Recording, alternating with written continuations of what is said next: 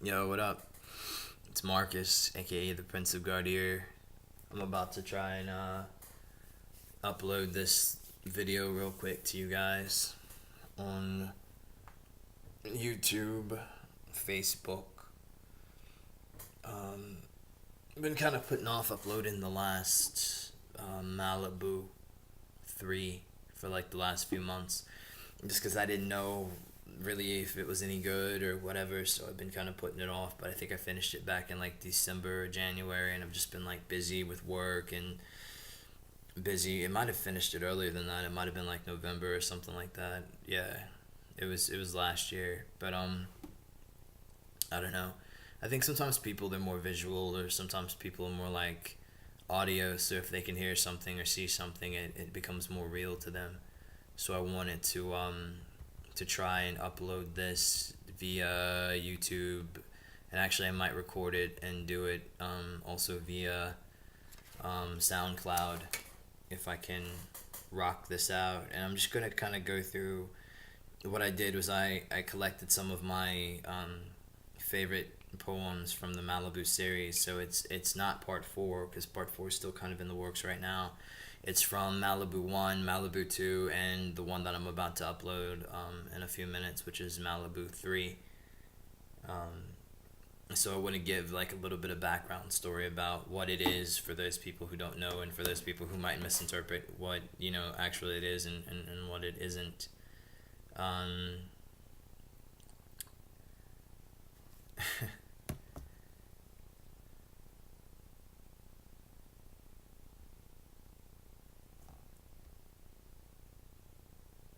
So, yeah, so I'm recording now.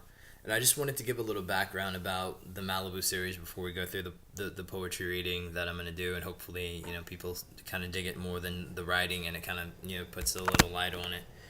All right, so I guess about a year and a half ago, I dated this girl. And it was a really bad relationship. She was, kind of, not the kind of girl that you introduced to your mom, kind of promiscuous and kind of shady. And, we were together for like 4 or 5 months, but we worked at the same place. So even after we broke up, we were still, running into each other, and we knew the same people. And she, still hung out in this part of town. And so I'd see her all the time and hear these terrible stories about her. And it was just a really bad thing. And I don't know, I kept a lot of it inside, and some of it, when it was going on, I think it was just too much for me to process, and I didn't want to process some of it, and so it took some time for me to kind of deal with it and come to terms with exactly what had happened and what hadn't happened. And, yeah, so I was, kind of dealing with it, and I started writing things down when I was kind of in between jobs, I guess about um, like 6 months ago. I started writing things down. I think I'd written some things down before that, but just never really put them together or thought too much of it. But I was in between jobs, and I was trying not to think about the fact that I was broke, and trying not to think about the fact like, oh shit, how am I gonna pay the bills, or what the fuck's about to happen. And my lights were off for like a little while, and so it was a bitch, and I didn't know, what the fuck. So I was just like, man, let me write, and just try to escape from this bullshit by, trying to focus on this other bullshit that's far enough away from me at this point that I can think about it without, being like too emotional about it. So I'm gonna go ahead and try to give you a little like poetry reading real quick. All right, so this one's from Maliboo 1. Um,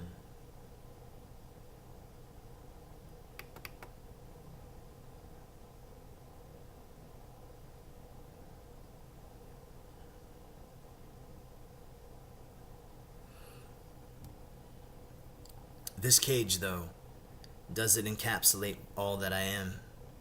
A man, or meat trapped in a can like spam. In my most vivid dreams, all I ever wanted was a chance. Throw back a couple of beers and light these plants. Then she came, out of a place to rearrange. Strange. So many came and went, and she, with the pussy smell upon her lips, bent me. What wicked soul created she to quick snatch my joy and glee? What wicked god I pray you never appear, never where I lay. I will keep my soul, I'm sure you'll say. I will keep my own soul, I'm sure you'll say, distant and true. I know the night and day. I have never crossed you, mighty spirit, who rests in the shade, waiting to cast himself upon the unclaimed. Master, why have you come today? To seek me locked away? Have I no use to you, but as a bear in a zoo? To ride a ball and amuse? Have you no demons to face? Or am I... Does my smile offend you?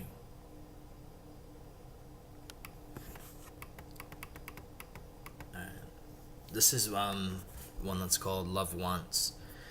And this one's kind of weird, but I like it. I still kind of have parts of this one memorized, and maybe just because it's got like a little song in the middle of it.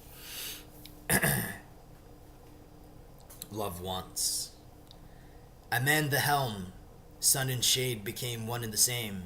Sails half full, a shame. Forward momentum into the endless horizon. Sudan black skies, North Star guidance. The rain, cold, and wind blend to strip me of all but hope. Lantern lit, store cast ashore my rope. And she, mermaid of the sea, found my note. Bottled and tossed, thought all but lost. Freely she stood, but at what cost?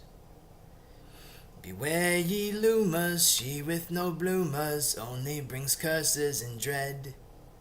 A bottle of rum, a loaf of bread, a loose bed for resting your head. But while you're sleeping, she'll be a-creeping into your pockets and soul. Her kisses are poison, 'tis why there's no noise in why she resides here alone. The flame wobbled as I closed the door and headed back to the dock. My clothes carried her musty smell of rot. I manned the helm. Burning and peeing became one and the same. Sails half full of remorse, I plotted the course. Half lame, I set out to tame.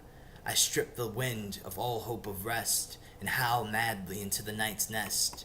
Dressed in rum and the moon's crest, lessons blessed the test came, solemn and wise of mustard grains, of sheep and wolves and masquerades, of cats and mice and deadly games, of repugnant swamps and men's of claim, of merging days and changing sames, of life and death and swords and canes, of men in masks trapped in stockades. I know why the caged bird cries, and where the white whale resides.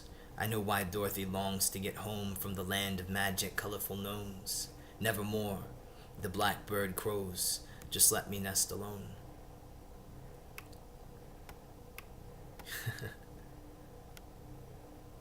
This one's called What's Beef, like that song that I like. Love is a city up on a hill in which we reside, overlooking the shoreline of things I didn't have to do but did. It raises us and heals us when we're sick. It educates us when we're ignorant, and it comforts us when we are tired. Builds us up. Love doesn't play games with your life. I didn't love her. I loved not being alone, but even that left at 2 a.m. when I wasn't sure where she was. That day she wouldn't pick up the phone. That's not love. She hated me. I tasted it in her spit and her show of disregard for my feelings. I feel it now, more dead than alive, pushing up from the dirt. That's not love. She didn't love me. They don't love her. They approach her with hungry eyes, dressed in bibs. If she were their mother, they would be ashamed. Their sister, and they would be disgraced. Their daughter, and she would be disowned. This isn't love. This is that overcooked, carelessly assembled, wilted lettuce on a bun. That overseasoned, undercooked, washed off the bugs. She doesn't love herself. It's written all over the inside of that car, visible only by blacklight, signed with many names, including mine. Love doesn't live here. Not anymore. So that's part one. This is part two.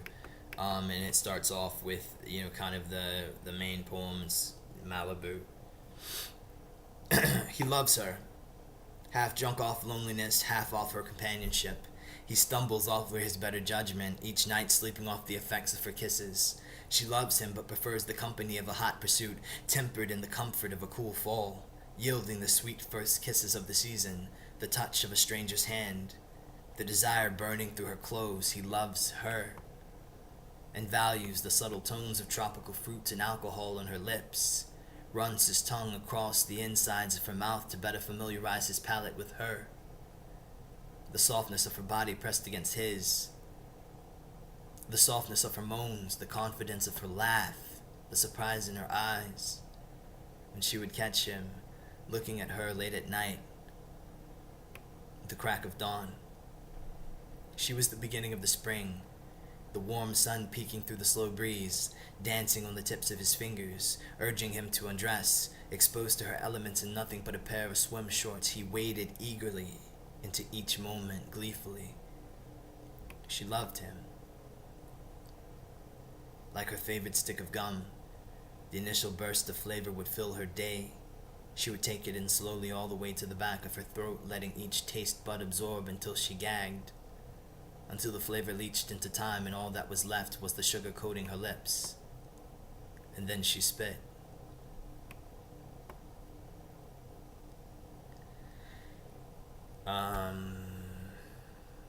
I don't think this one has a title. It's got like a haiku in it, but it's two parts. The room smelled like orange Fruit Loops. I was sitting on the floor with my bowl, while you were trying not to drop another mandarin on the floor scooting out of your chair. Bob's Burgers turned up, my anxieties turned down, your dancing eyebrows. Alright, this one's called Picket Fences. I like this one. Looking back, I should have shown more restraint. I stood high in the saddle and galloped towards the white fence and farm. I beat the poor beast, running him beyond his well-being, and pulled wildly on the reins till I soared high over the white pickets. His chest heaved with such force I feared for his ribs.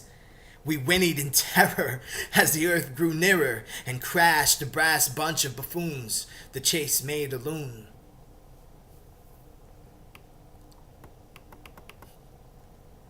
Alright, so after we broke up, I had this kind of paranoia because you never really know what other people are thinking and you never really know what other people know.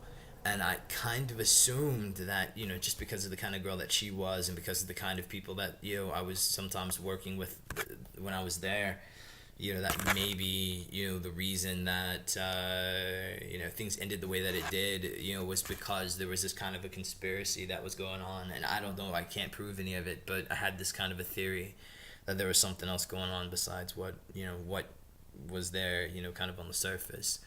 And I wrote this one, and it goes, it's titled Haunted. The whispering walls, they listened and conspired against me. Beyond the print of floral trees, their eyes were watching me, guilt-stricken but not enough to bleed. Is this greed? Is nothing left for me? Even in my home I find no peace. These streets are filled with the ghosts of thieves. They've taken the quiet away from me. Their howls haunt my sleep. I can feel them breathe. From midnight till 3, I pray the demon stay.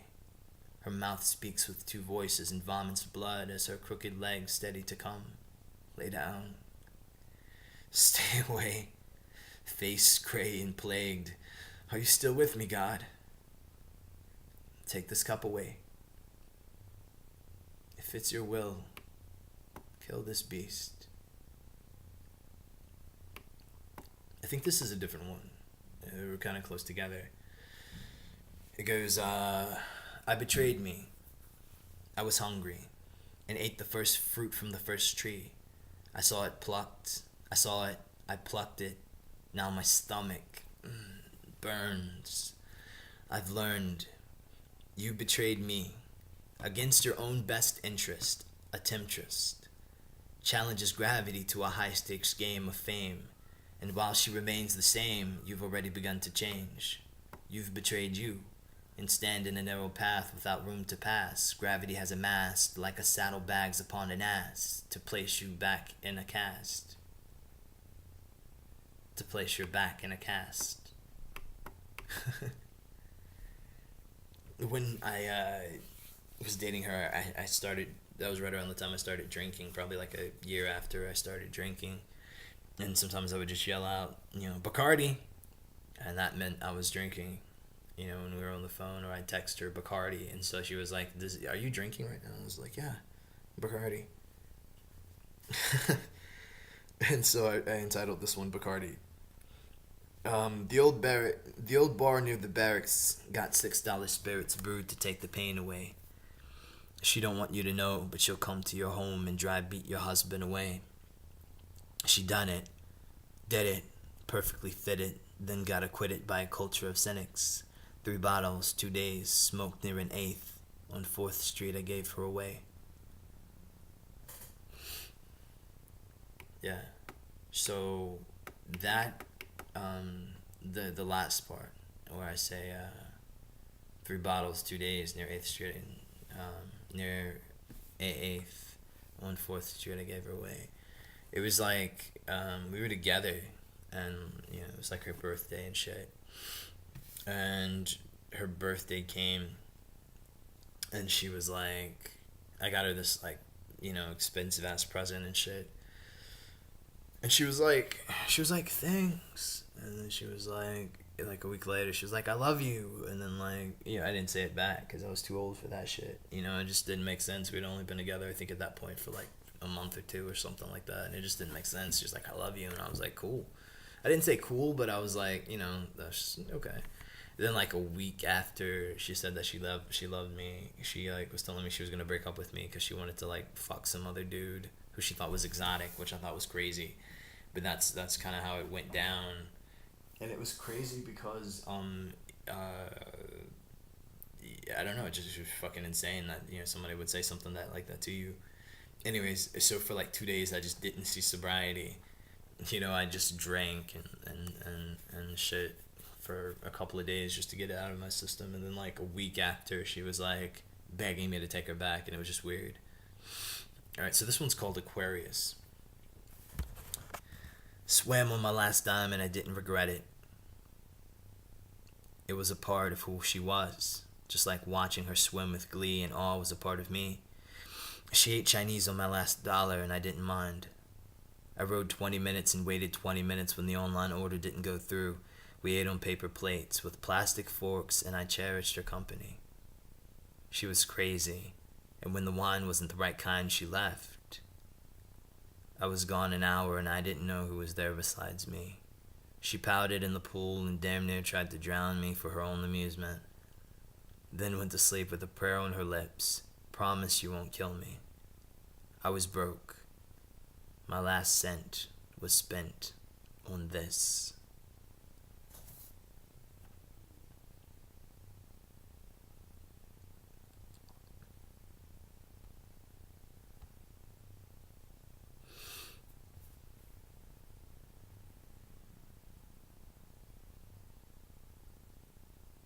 Alright, check this one out. Beyond the horizon exists the land of kings. A land of just and cruel giants whispering the secrets of eternity. Beyond the wind and the sun, beyond this galaxy and time, I will wait for thee. I want to hear your story. I'd like to better understand your process and ask whether or not it makes sense after you've crossed the river of Styx. I would like to know if at the end you regretted the things that you did. Perhaps it won't even take that long. Maybe at 50, when your beauty and your youth have faded enough, you'll see the reality of an underdeveloped self, of an adulthood deferred. Perhaps it won't take that long, and tomorrow you'll come to these words and understand the weakness of your ego and pray for a better path. Perhaps the seasons have already changed. Then I would like to meet you now, and we could talk about why. Why you would plant your seeds in sand and wish for a great day when you've invested in wickedness every night. Listen closely, beloved. You are made for much more than this.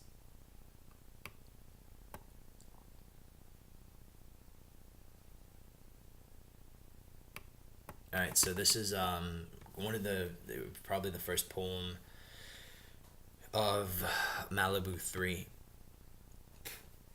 And the way that it kind of goes, it's like Malibu 3 is different from Malibu 1 and 2. Malibu 1 was basically just kind of me fantasizing about fucking up my ex, and Malibu 2 was like me, kind of going over, the good parts of our relationship and talking about, oh, how sad I was and how in love I was. And Malibu 3, I think, is just about kind of the exploration of morality and the exploration of, I don't know, maybe self, maybe it's introspection and the nature of relationships and kind of the sacredity of promises and companionship and things like that.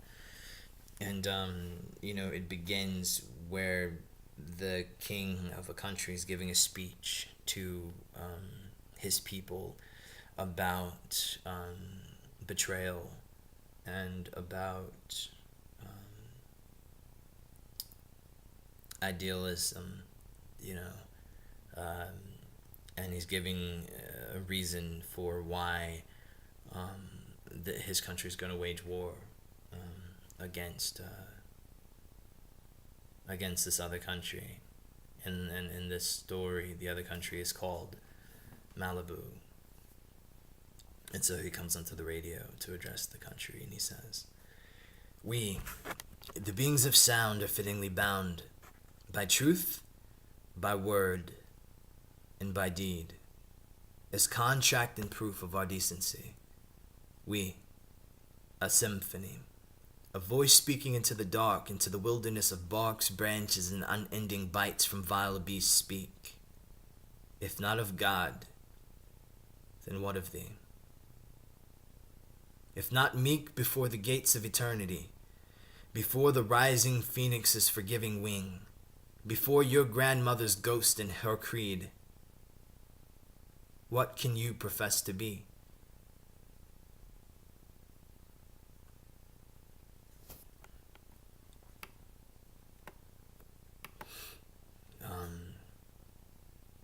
So basically, the queen of Malibu was doing business with the king of Oasis, which is the neighboring country, and she was. It was kind of like a humanitarian thing where they were going over to her country to kind of build up that country, and they were doing business together. And the king finds out that in fact she's not only doing business with them, she's also dealing with kind of these like barbarian type people from the north, who, periodically over the course of, some years, decades, has come into both countries and, assaulted the women and, bombed people and robbed people and killed people just for their own amusement. And he finds out that she's dealing with those people and that she's invested, deeply in these kind of weird relationships with these people. And so this is something that happened, and kind of the articulation of it, and it goes something like, his hands became God that night, dodging in and out of sight, spreading delight to her face in four quarters. His friend then the devil, his hand upon his shovel, digging the drinks in bud. The crowd watched aghast, gushing madly, laughing gladly, naked in their delight. Monarch molested, sovereignty slayed, she laid, little more than a whore. That was, it fit into the story, but it's also a metaphor for something that happened in her life that I got the opportunity to witness firsthand. Well, I got the opportunity to witness part of it firsthand, but there were other people who saw more of it that gave me a pretty good description of what happened. What could we fill this room with? Gloss and posh. I'd pin my hopes to the wall. They would change with time as I grow, being put higher as my arms became more able to reach. They would give the room depth beyond measure. The old dreams won't get tossed away. For a while they would stay, crumpled in a corner, ink fading.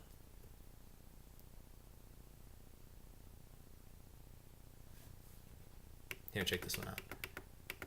When reason and debate fail, we beat the drums of war and march into the city, in the midst of celebration, pretending to be the gods of prophecy, and cut off their routes to sanctuary. Will we be more than kings of kings? We've conquered this from those who have held control. Now we place them on parole, patrol the streets with a strong sense of self, determined to detain all the past regime that remain. We are gods now, testing the limits of your madness and aggression, the depth of your depression. Outgunned and outclassed, will serve eternity with this creed. God lives within. Believe. So this is a battle scene that I wrote.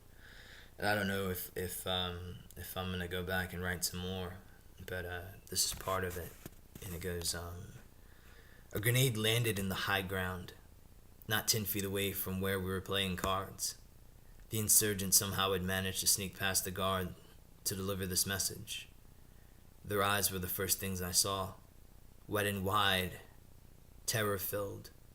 I dodged in the opposite direction from the source of their focus. The stories then became real.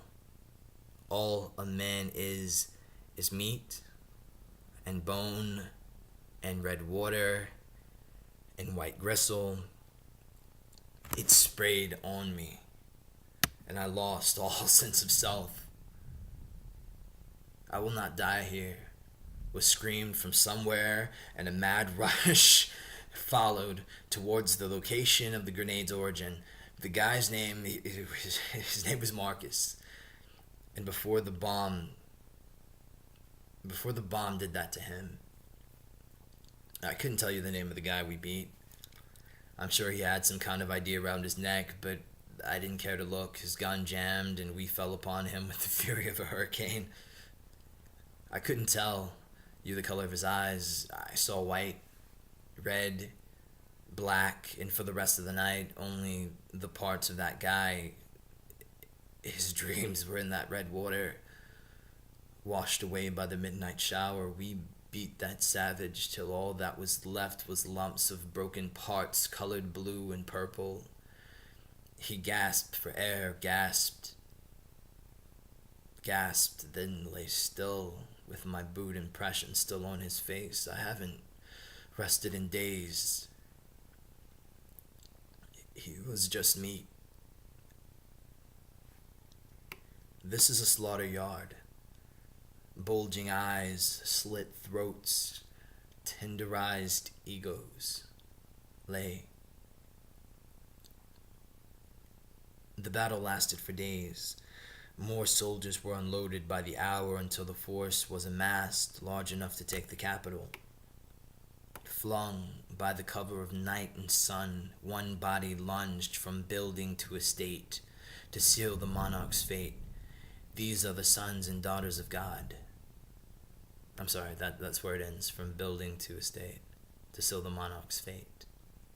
And then this last one, I think, is one of the last poems that's actually in Maliboo 3. These are the sons and daughters of God, nurtured, raised, loved, bird food, fertilizer. She fears death, but has courted it with deceit. She has betrayed life when she betrayed thee. Love, life without it is death. The body does still twitch, it feels, and it takes commands. Slower now than yesterday, and slower still tomorrow. Will an entire nation follow her? To hell. We take her house. She will no longer rest in the lies she has built to conceal her true self. Ready the press. We need to test the mighty pen. This one's called Shrapnel. Removed from my body still leaves a scar. I know the exact spot. Years from now, I'll point it out to you. Scar tissue. From the place where Marcus died. That night we stood by his side, laid down our guns one by one and lifted our eyes two by two to the beauty of Maliboo. She stood at the end of this mess, in essence, immaculate. The ambition of her, the curvature. She sparkled in the moonlight, danced in twilight, and on the lips of the prince she will be the saving harbor of her people, or she will not exist. I want to read that one again. That shit's like bad. I don't know. I mean, it means something to me. Maybe more than what it means to people that are listening. Scar tissue.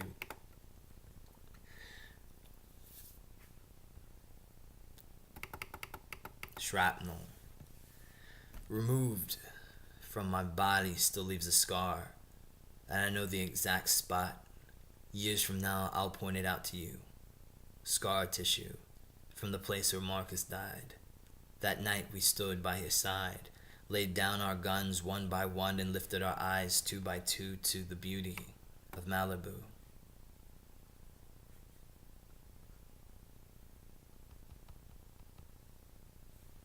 She stood at the end of this mess in essence, immaculate.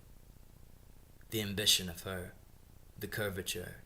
She sparkled in the moonlight, danced in twilight, and on the lips of the prince she will be the saving harbor of her people, or she will not exist. So that's it for the poetry reading. Hope you enjoyed. I'm gonna drink some wine, bitches.